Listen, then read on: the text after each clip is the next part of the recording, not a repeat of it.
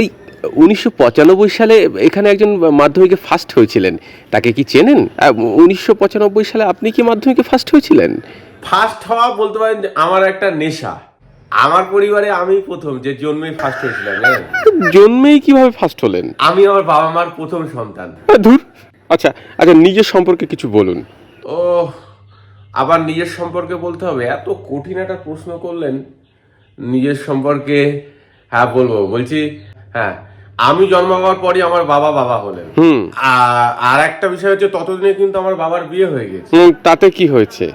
আর বিষয় হলো এখানেই, তাহলে কিন্তু এটা আপনাদের কাছে ক্লিয়ার হয়ে গেল যে আমার বাবা কিন্তু আমার থেকে বয়সে বড়। আরে সবারই তো তেমনই হয়। কি বলি নিজের সম্পর্কে? হ্যাঁ, স্কুলে আমি বরাবর ফার্স্ট হতাম। বাহ, তা কিরকম পার্সেন্টেজ ছিল মাধ্যমিকে? 98। দারুণ।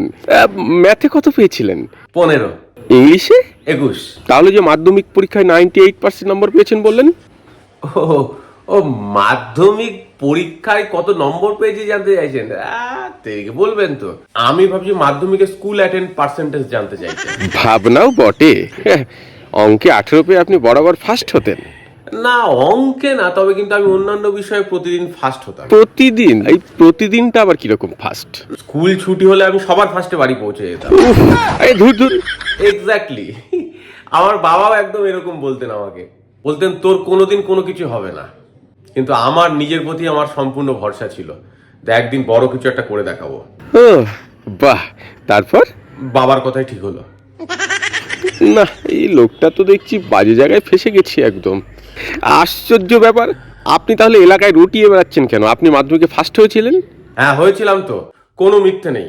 সেবার আমার মাধ্যমিকে আমাদের পাড়ার মধ্যে সর্বোচ্চ নাম্বার ছিল। তো পাড়া থেকে কজন মাধ্যমিক দিয়েছিল? আমি আর অনির্বাণ। আপনার নাম কি? অনির্বাণ। আর একজন? আমি। আরে বললেই তো হয়, শুধু আপনিই পরীক্ষা দিয়েছিলেন। না না, আপনাকে বললাম তো, আমি আর অনির্বাণ। আচ্ছা, আপনি অনির্বাণ, তাহলে আমিটাকে? আমি গুপ্ত। আমি গুপ্ত? আমি কারোর নাম হয়? পাড়ার বেশিরভাগই লোককে চিনবে না, খুব গুপ্ত ভাবে থাকতো তো। ওর নাম হচ্ছে আমি গুপ্ত, এখন হায়দ্রাবাদে থাকে। ও, কার পাল্লায় পড়েছি।